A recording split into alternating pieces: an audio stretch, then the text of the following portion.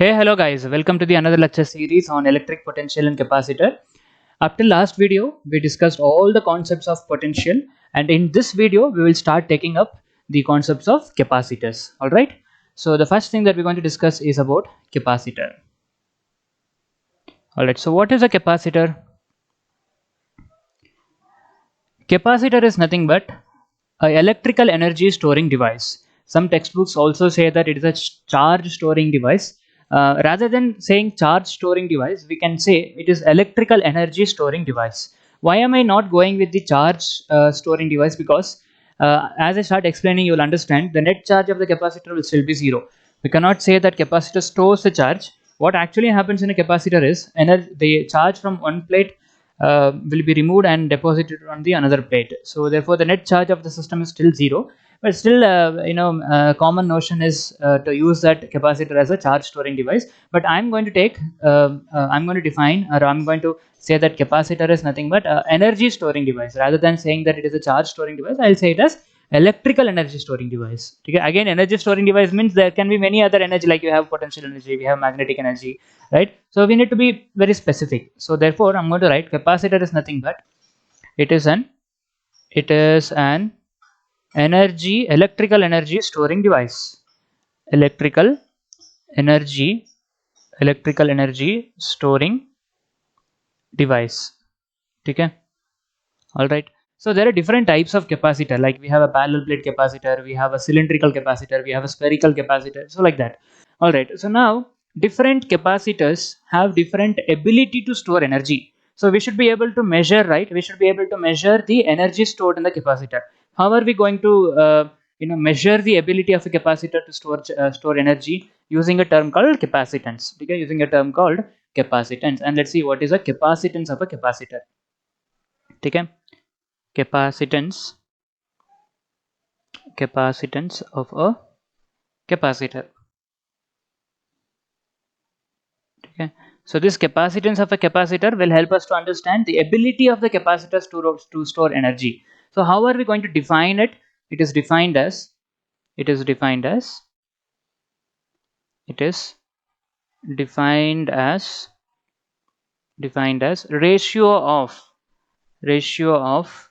charge given to the to the rise in potential rise in potential rise in potential due to adding the charge, due to addition of charge. I can put like this, right? So due to addition of charge. So that is, let us say I have a body here.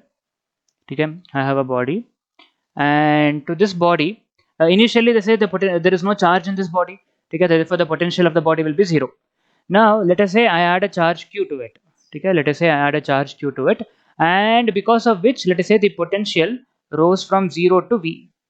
Okay, initially the potential was 0, and now because of adding the charge q, the potential has become v. So therefore the capacitance is nothing but the charge given is how much q, and how much is the increase in potential due to adding this charge q, v. So c is equals to q by v is the formula for capacitance. Okay, formula for capacitance of a system is nothing but the charge given to the system divided by the increase in potential.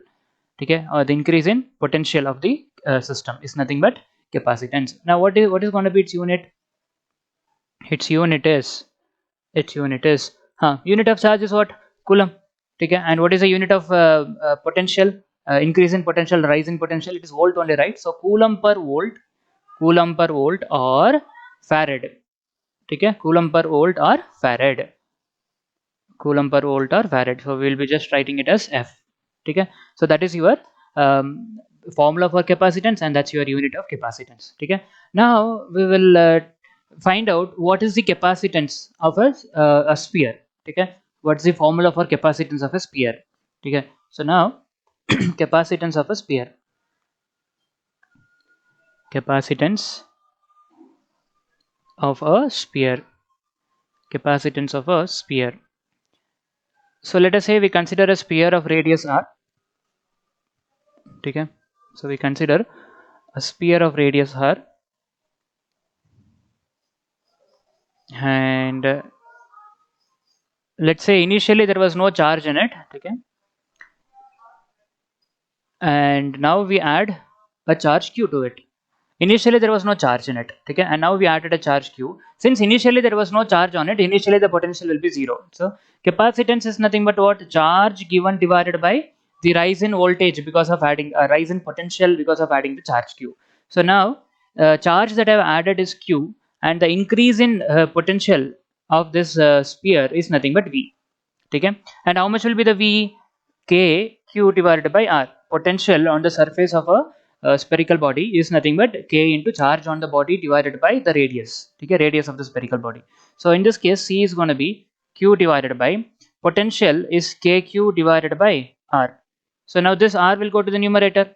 Okay, what do I get? C is equals to q will get cancelled, then you will get r divided by k, but 1 by k is nothing but 4 pi epsilon naught. So we'll be getting 4 pi epsilon naught into r. Okay, we'll be getting 4 pi epsilon naught into r. So this is your capacitance of a spherical body. Okay, capacitance formula for capacitance of a spherical body is 4 pi epsilon naught into r. Now suppose if I want the capacitance of this sphere or this body to be 1 farad. Let us see what should be the radius for that. Okay, suppose if c is equals to 1 farad, then what will be what will be the radius? What is the radius of the sphere that we should have in order for that in order for the capacitance to become 1 farad? The radius of the sphere that we should have will be c is equals to 1. Put c equal to 1 and find out what is r. So when you put c equal to 1, then r will become 1 divided c divided by 4 pi epsilon naught will become 1 divided by 4 pi epsilon naught. But I already know the value of 1 by 4 pi epsilon naught, right, which is nothing but k. How much is it? 9 into 10 to the power of 9. So we'll get it as 9 into 10 to the power of 9 meters. Can you just understand? Can you just imagine how big it is? It is bigger than the radius of the earth, right? Radius of the earth is how much? 6,400 kilometers, and this is bigger than the radius of the earth.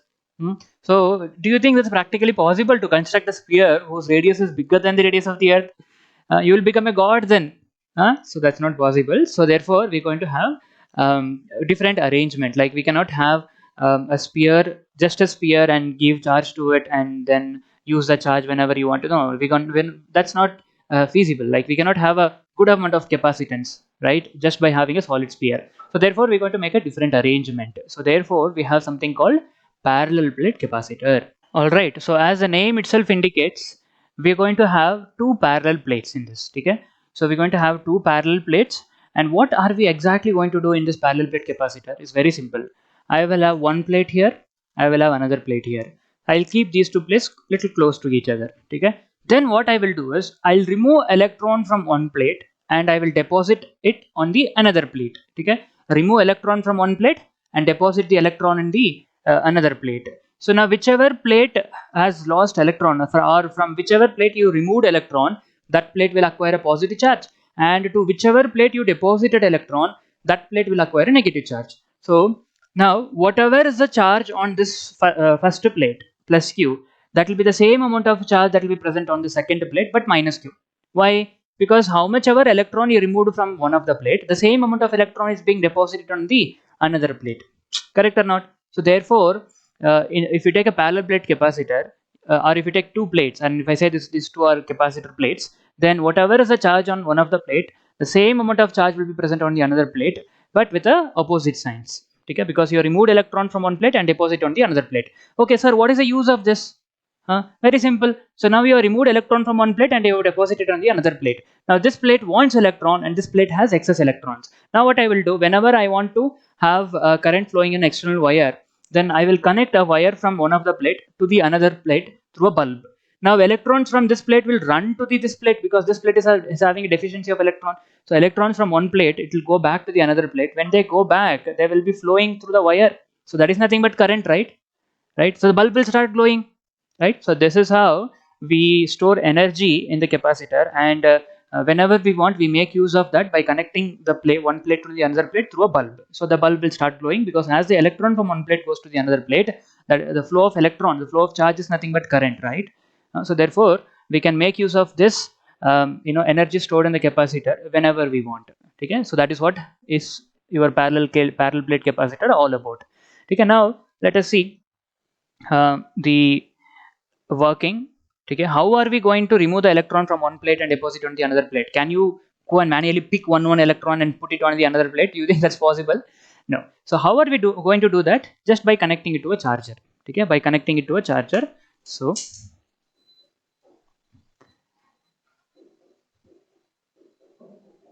now we will take plates, two parallel plates.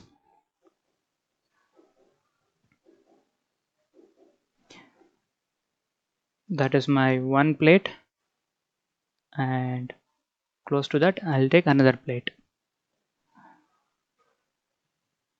Okay. All right, and now this plate I'm going to connect it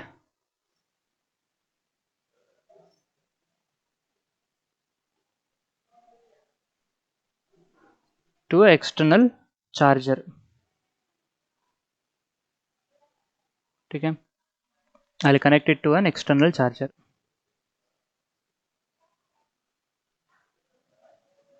So that's your charger, just like we have a mobile charger, similar to that. Okay, we can say charger or a battery, whatever it is, charger whose potential difference is V. Okay, the potential difference of the charger is V.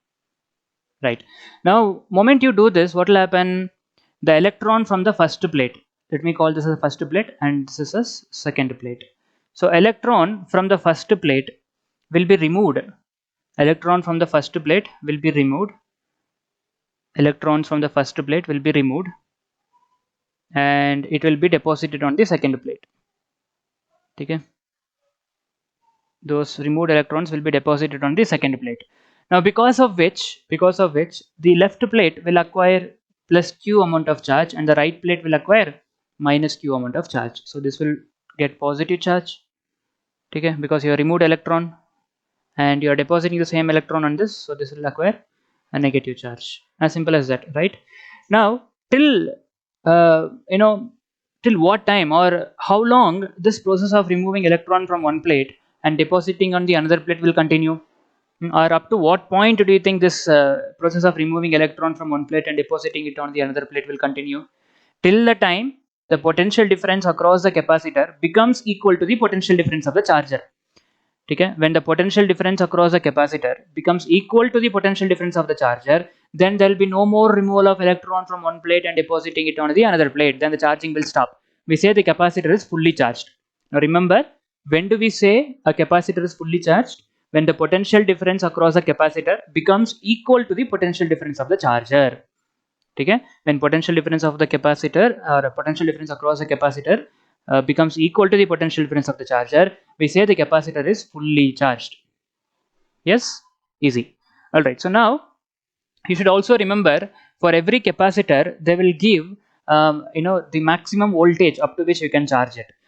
If you keep on charging, if you keep on removing electron from one plate and keep on depositing it on the another plate, then what will happen? The potential difference becomes so high between these two plates. The potential difference will become so high, then there will be a spark jumping from one plate to the another plate.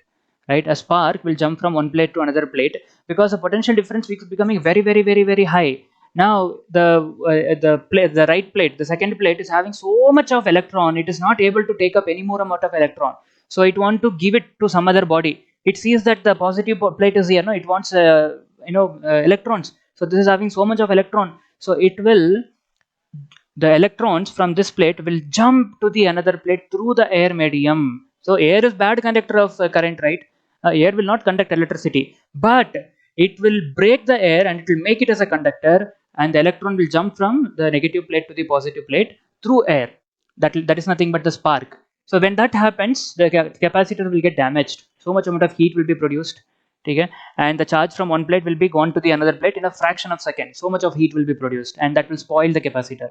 So therefore, whatever maximum voltage that they have given, you should not charge it beyond that level.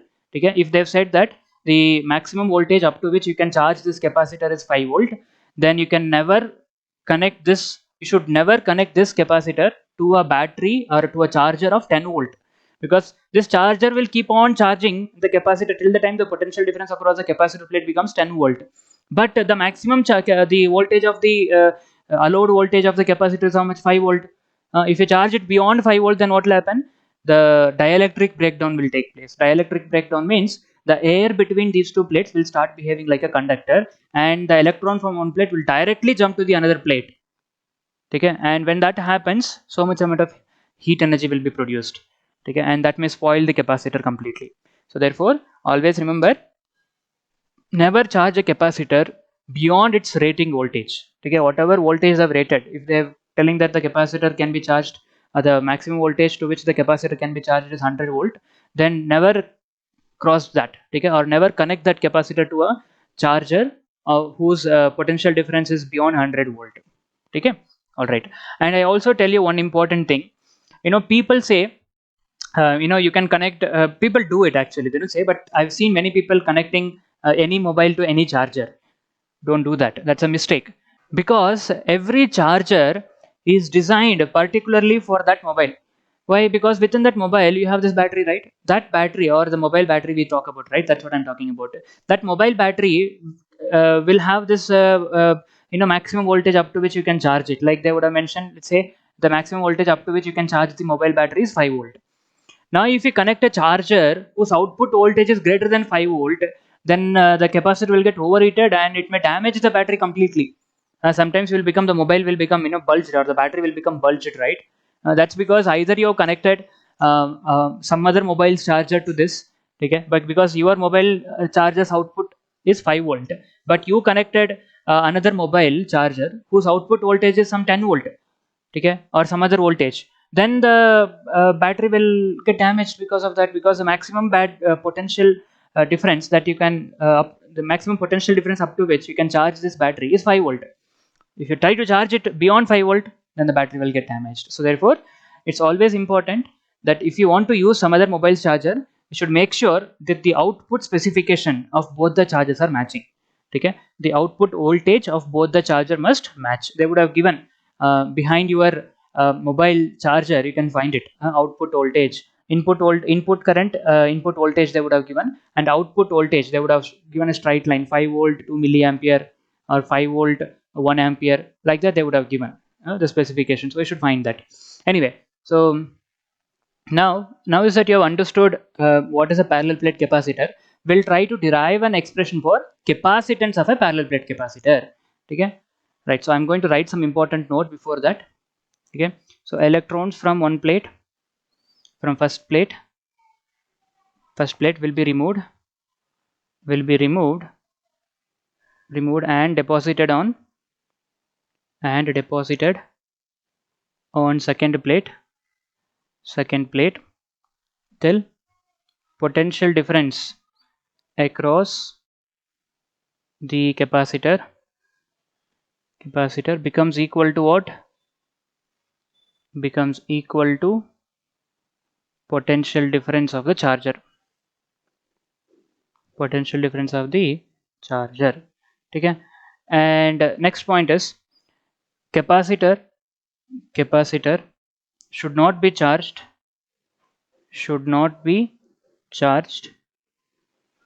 charged beyond the specified voltage, beyond the specified voltage. If you charge beyond the specified voltage, what will happen? The electron from one plate will jump to the another plate through the air medium. Okay, so then we say that there is a dielectric breakdown and the capacitor is getting discharged. There's a short circuit, you can say, or capacitor is getting discharged in a fraction of seconds and produce a lot of heat till damages the capacitor. Okay, all right, keep this in mind. Now we will discuss expression for capacitance of a parallel plate capacitor. All right, so we're going to consider two parallel plates separated by a small distance d. Okay, it's like the distance between these two plates is going to be d. D is the distance between plates, and the area of the plate is a. Both the plates have same area, so we'll consider like that. So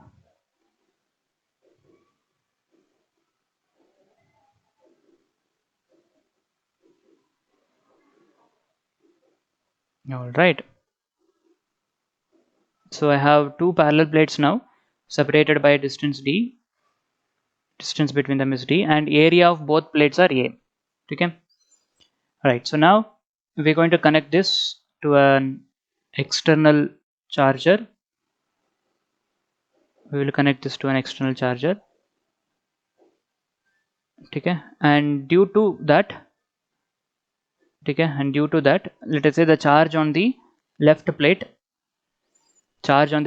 is plus q, and the charge on the right plate is minus q. Okay, because we have connected to a charger, so the electron from the left plate is removed and deposited on the right plate. So the left plate acquires a positive charge, right plate will acquire a negative charge, and both will be equal in magnitude because same number of electrons. How many ever number of electrons that you remove, the same number of electrons being deposited on the second plate. So they will have equal and opposite charges. And now let us try to find out how much will be the electrical field here, okay, and how much will be the electrical field here, and how much will be the electrical field in between. Okay, now I don't have to have these things, okay, not needed, because we will consider a capacitor, a charged capacitor only we are considering. So therefore I don't have to draw this external connection and all, battery and all is not needed. So we will take, I mean the charger is not needed. So we will take 3 points here. We will find out how much is the electrical field at this point. At this point, the electrical field due to this positively charged plate will be to the left, because it's a positively charged plate. The electrical field will be radially outwards. How much will be the electrical field? Sigma by 2 epsilon naught. Where did we study this? Remember, electrical field at a point due to a sheet of charge. Application of Gauss law. So there, if you have a thin sheet of charge, having a charge density sigma, sigma is what? Charge per unit area. Total charge on this plate divided by surface area of this plate. Charge per unit area is sigma. So then at any distance from this charged plate, charged thin sheet, the electrical field is sigma by 2 epsilon naught. This we have derived in the first chapter, electric charges and field. Okay, using Gauss law, second application of Gauss law. Okay, if you haven't watched that video, please see that. Please do watch that so that you understand how electrical field due to a thin sheet of charge is sigma by 2 epsilon naught. Anyway, so at this point, the electrical field due to a positively charged plate will be to the left, and that will be sigma by 2 epsilon naught. And at the same point, the electrical field due to this negatively charged plate will be towards the negatively charged plate, right? Electrical field due to negative charge is radially inwards. And how much will be the electrical field? That is also sigma by 2 epsilon naught. Okay. Now don't you think these two will cancel out? So the total electrical field outside the plate will be 0. Now similarly, you take a point here. At this point, the electrical field due to this positively charged plate will be sigma by 2 epsilon naught to the right side. And at the same point, the electrical field due to negatively charged plate will be to the left, that is radially inwards towards negative charged plate, and that will be sigma by 2 epsilon naught again. And overall electrical field will cancel out here. So electrical field, you can see outside the capacitor is 0. Electrical field outside the capacitor is 0. Now let us consider a point here. There we will find out how much is the electrical field. So at this point, the electrical field due to this positively charged plate will be sigma by 2 epsilon naught to the right side. And at the same point, the electrical field due to this negatively charged plate is also how much? Sigma by 2 epsilon naught only, that is also to the right side. Both are adding up now. Both electrical fields are in the same direction. So therefore they will add up. So how much will be the net electrical field? Sigma by 2 epsilon naught plus sigma by 2 epsilon naught. So between the parallel plate capacitor, the electrical field is sigma by 2 epsilon naught plus sigma by 2 epsilon naught, because both of them are in the same direction. Both electrical fields are in the same direction. They will add up. So it becomes sigma by epsilon naught. That is the electrical field between the plates. Okay. And now we know that I'm writing WKT, which means we know that C is equals to, capacitance is equals to what? Charge divided by the potential difference between the parallel plate capacitor. Correct now? Charge divided by the potential difference. Now, here the potential difference, how can I find out the potential difference? See, electrical field is from positive plate to the negative plate. Between the parallel plate capacitor in the gap, there is an electrical field going from positive plate towards the negative plate. Okay? Electrical field is going from positive plate to the negative plate. Now if you want to know the potential difference, what should you do? You should take a unit positive charge from one point and move by distance d to reach the other point, because you need to know the potential difference between the two plates, right? So work done to take a unit charge from one point to another point is nothing but potential difference, right? So how much work do you think you'll have to do to move from this point to this point? E into d, because you are moving a distance d and you will be applying a force E to move a distance to move by a distance d. So the work done, the potential difference between these two parallel plate capacitor will be E into d, because E is the electrical field, which is force experienced by the 1 unit charge. You will apply the same amount of force in the opposite direction of electric field and move it by a distance d. So therefore work done will be E into d. So I'm going to write E into d in the denominator. Okay, and now what is E? I just got the value of E. E is sigma by epsilon naught. So Q divided by sigma by epsilon naught into d, and this epsilon naught will go to the numerator. Okay, so Q epsilon naught divided by sigma into d. But what is sigma? Just now you see here, sigma is nothing but charge per unit area, na? Which is Q by A, total charge divided by total area. So the capacitance, I'll write here, capacitance will become Q epsilon naught divided by Q by A into D. Now Q will get cancelled, this A will go to the numerator. You will get epsilon naught A divided by D. So the capacitance of a air capacitor, you will understand now why I am writing it as air capacitor. It is nothing but epsilon naught A divided by D. So this is the capacitance of a parallel plate capacitor, which is anyway equal to Q by A. There is no doubt in that, because we started with, sorry, Q by V. What am I writing? It's not Q by A, Q by V. So epsilon naught A divided by D is also equal to Q by V only. Like we started with that only, na? You see here, Q by V, we started with Q by V. That Q by V turned out to be epsilon naught A divided by D. Okay. Now you should note here, I've written it as capacitance of a parallel plate air capacitor. I've written it as air capacitor's capacitance is epsilon naught A divided by D. Why is that air capacitor? See, suppose if the medium between the first plate and the second plate, the gap between the first plate and second plate is air, then it is called as air capacitor. As simple as that. Okay. The dielectric medium, the insulating medium between the first plate and second plate is air. So therefore it is air capacitor. Instead of air, if you add some other medium, okay, if you add some other medium between these two capacitor, then the capacitance will become what? I'll write it as a note. If a dielectric medium means insulating medium. Okay, dielectric medium of dielectric constant is introduced between parallel plate capacitor, between parallel plates, then the capacitance